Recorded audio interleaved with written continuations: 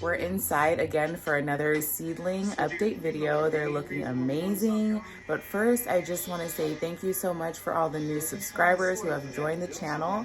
You guys are so sweet in the comment section. I love chatting with you guys.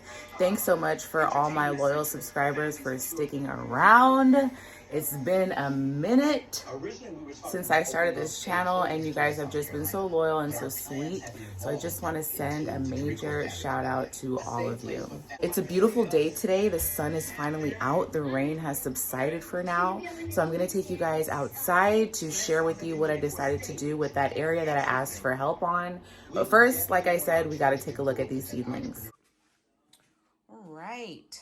Here we go. I did start some new guys since the last time we've been in here, but we're just gonna give a quick update on what seeds are doing well, what seeds did not germ, what's drying out, and we're gonna talk a little bit about these soil blocks because I've learned a few things in this last month about soil blocks. So the first tray I'm going to show you guys are the onions, Texas grano onions. They're doing well. I did multi-seed these blocks because I'm going to use some of the soil blocks for bunching onions, and then I'll thin out some of the other soil blocks and we'll just do individual planting on some of them so they can bulb up to a pretty good size. But for this first batch, I'm going to do a lot of bunching onions. And they're looking good. They're growing up pretty tall. They are firm to the touch. They're not flopping over. They're doing great. I'll skip over here to the tomatoes. These are probably the largest of all of our seedlings. They're reaching for the top of the lights. They're right there. So they're almost halfway there. This half over here is the yellow varieties, and this half over here are the red varieties. So as you can see the difference, the yellow varieties are growing a lot quicker. This whole tray was sowed on the same day. So that just goes to show you that different varieties grow at different rates, and that's okay.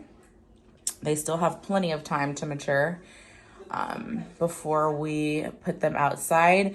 This variety here, I mean, you can tell that I didn't mark any of these, so I have no idea the specific varieties. I do know the packs of seeds that I sowed, but I just didn't label them, so this is gonna be a guessing game.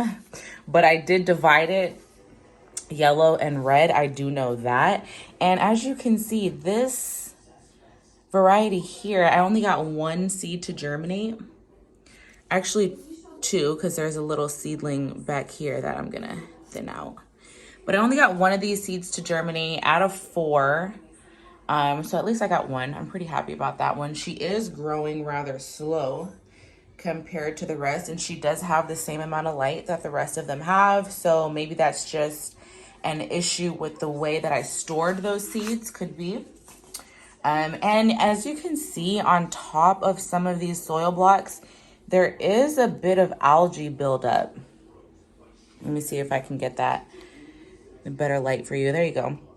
There is algae buildup on these soil blocks, which is definitely not a good thing. I know that's because there is not proper circulation in my dining room. I don't have a ceiling fan in here. I don't have a heater going in here anymore to circulate the air. So the air is still in here. And this is what happens when you have moist soil with no movement in the air. The air is just sitting on top of the moisture and it causes algae to grow. So I'm gonna be treating all these soil blocks with cinnamon this week. I'm just gonna sprinkle cinnamon over all these trays and that should help take care of that fungus. It's not good. Some of them don't have it, which is awesome, but some of them do. So we're gonna treat them as soon as I can. I have to go pick some up from the store, but to cut back on algae buildup when you're starting your seeds indoors, just keep a fan on to keep the air circulating. So that you don't have to worry about that. Overwatering can cause that too. If you're keeping your soil blocks or your seed trays too wet, it can cause some algae to grow, and then your seedlings will be competing with the algae for nutrients, which is kind of crazy. So just make sure you have a fan on just to get rid of that. Back up in here, we have our gomphrena. Not a lot of these seeds germinated. I did keep them in the water for over 48 hours, so that could be one of the reasons why they didn't germinate. Maybe I just smothered some of them out, which is probably the case, but we do have some pretty good growth on about half of them. They are slow growing. I was a little worried about them in the beginning, but I'm just gonna give them their time. Some things grow a little slower than others. If any of y'all have grown gomphrena in the past, I would love to know about your growing patterns. Maybe you can drop some tips in the comment section about how your gomphrena grew from seed, because this is my first time and I'm just going with the flow, but they're looking okay. I'm not gonna call it quits on those yet. So the rest of these soil blocks were the gomphrena seeds that did not germinate. So I did add in some basil in these ones. So I started some basil for our spring garden. And then back here we have a couple different things. On this side, these guys over here, these are eggplants. These germinate after a lot of the other seeds do. So that's why they're so much smaller than these collard greens over here. But the collards are looking good. We have some fennel down here. Let me zoom in so you can see since they're so tiny. This is some baby fennel. I have 2 rows of fennel. Not all of those germinated, so I'll go back in and sow something else in those blocks. I think this is, I don't know, maybe some more collards. Looks like collards, right? This is collards. I don't know, maybe this is a cabbage. Could be a cabbage. And then over here, I threw in some snapdragons because the rest of our collards didn't germinate in those. On this side, we have our peppers. On this half, we have peppers. These are Puma peppers. I'm really excited about these. You can see they start off purple, and you can see there's some more algae on top of these guys. So yeah, we definitely need to handle up on that. Back here, I have butterfly pea flower. I have 2 of them.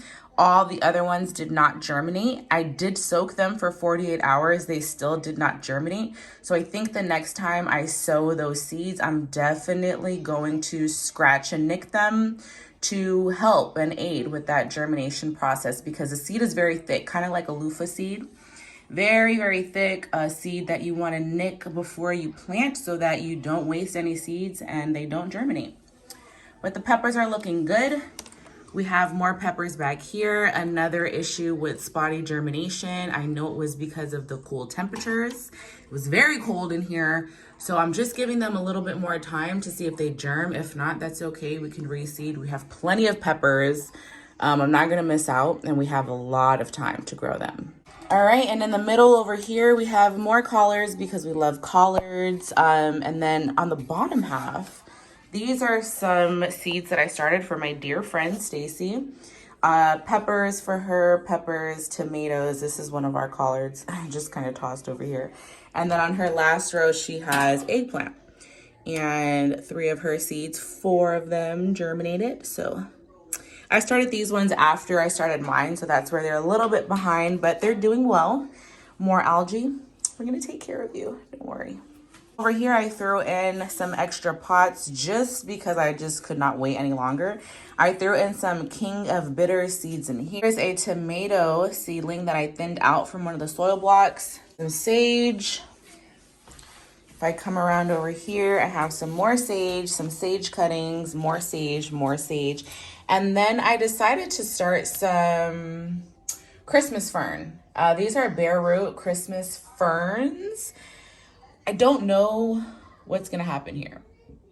I'm a little nervous. I bought them. They looked like this. I threw them in these pots. I'm hoping for the best, but I'm not too sure, y'all. Has anybody ever done this before? I bought those bare root ferns from Walmart in the bag, and I don't know what's gonna happen here, but I'm gonna give them a shot. So that pretty much takes care of all of our seedlings. They're looking great. They're looking lovely. All right, y'all. So I came outside under this tree to relax a little bit so we can talk about these soil blocks. My main reason for starting to use soil blocks is to cut down on my plastic intake and to also scale up on the amount of starts that I can start in the spring. I was so amped up on the positive aspects of using the blocks that I really didn't take a lot of time to think about the downsides and some of the cons of using soil blocks. So now that it's been a little over a month, the seedlings are maturing at a good rate. The roots are starting to come through and they're air pruning. And I'm really excited about how the starts look. So there's no cons there. The biggest con that I've encountered so far is them drying out.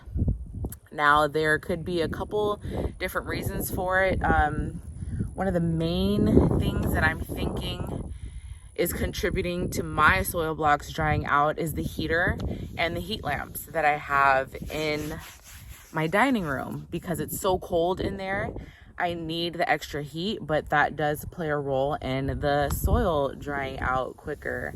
Another reason why I believe the soil is drying out so quick is because of the type of trays that I'm using. The trays are open all the way around. The bottom is not sealed. It's not a bottom watering tray. It's just an open netted tray. So there's air, right, surrounding the entire block. They're not touching each other. So all that air is moving around the blocks and it's just drying them out really fast. So I've had to consistently water twice a day.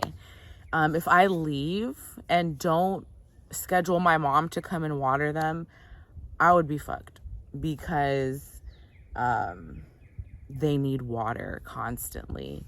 And it's been a bit of a babysitting process. I'm not really mad at it though, because with having to look at them and study them twice a day for at least 15 minutes, because it does take a little bit of time because I'm using a hand mister, I've been able to examine them and, you know, really study them through the different stages of their growth. So I'm not really mad at that.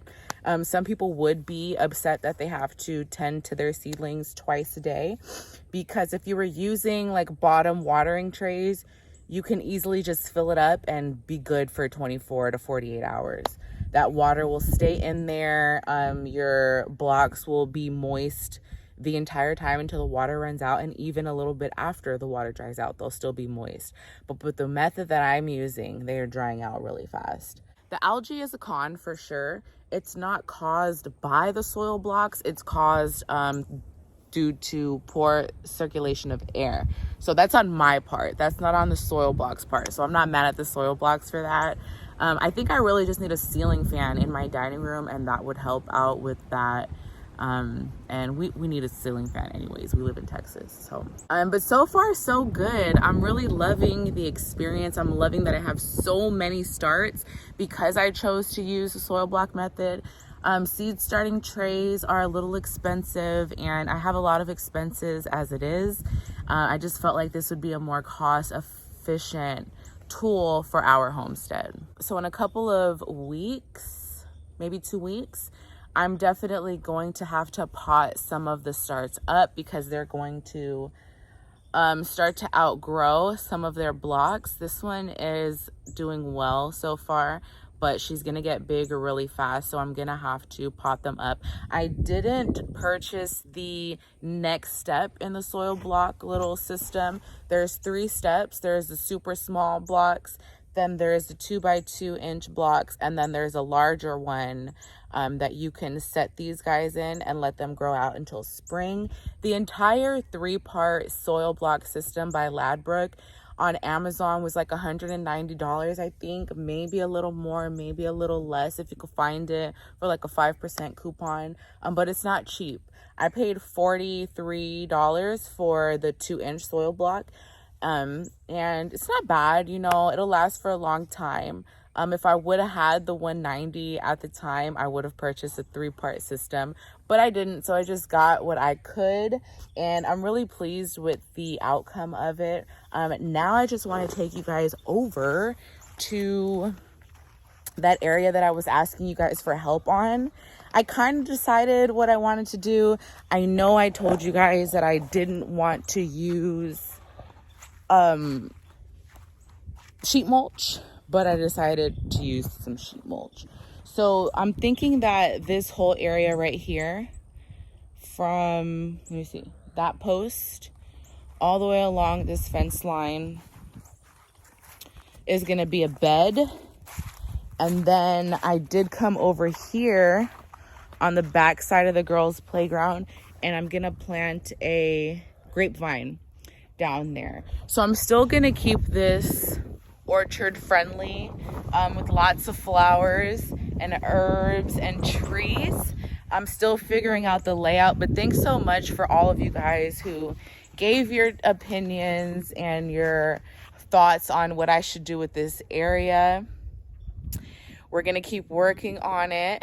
I'm excited though. I'm always excited to expand and switch things up. So that's what this year is gonna be about, expanding and switching things up. One thing I want to leave y'all with before I go, I was thinking about my first 2 years in the garden and how I've just learned so much and changed so many of my opinions and so many of my techniques. It's just like forever expanding and forever changing. But this year is a big one for me because like your first year in the garden, you're like a total amateur, right? You don't have a lot to prove. You know, you're just having fun, you're exploring, you're trying so many different new things, right? So that's like year one. And then year two, it's like, okay, you have a little bit of experience, but you're not really a pro yet, but you have your favorites, like you already have your favorite seed company. You're almost feeling like a pro, right? But you're not. And then year three, it's like, okay, you have your favorite seed companies, you have your favorite seeds, you've most likely come to terms with your favorite germination process, your favorite seed starting process, you have your favorite seed starting mix, like you've already figured out fertilizers and compost and worms. You probably already have your beds established, whether you're gonna do container gardening or in-ground or raised beds. You've already established a lot of the basics. So going into year three, it's like, all right, show me what you got. Like you better come with it this year because you already had 2 years. You've done a lot of fails already, right? We're gonna be forever failing, but you're forever growing as well. So show me how you've grown, right? Show me the progress.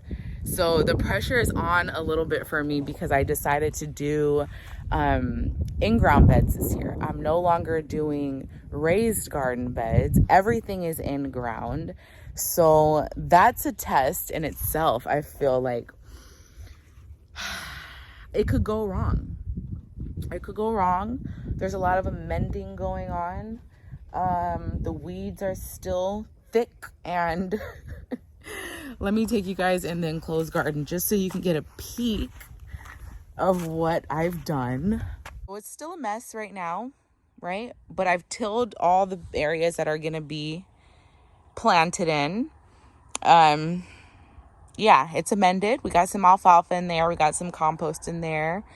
A couple bags of soil from last year. So, I mean, I don't know. I'm a little nervous.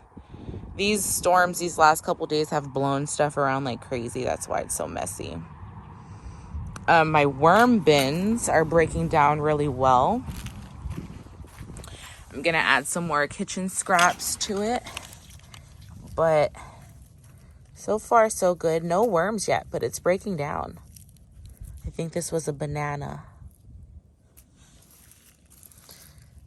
I have some onions down there. But it's going.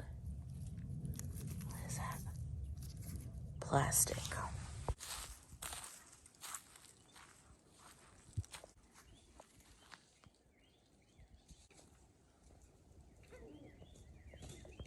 So that's pretty much it for this video, y'all. Tell me what you think. Did I make a good decision with the flower beds along the fence? The grapevine over there, we'll have a grape arbor going this way. Our banana trees, our figs. I have some limes and some lemons that I'm gonna plant out here in fertile holes this time because we don't wanna have more fails with the fruit trees, the citrus trees. But yeah, drop your comments down in the comment section, y'all. Thanks so much for sticking along with me and just being beautiful souls. Keep growing your own food, keep loving life, and grand rising to all.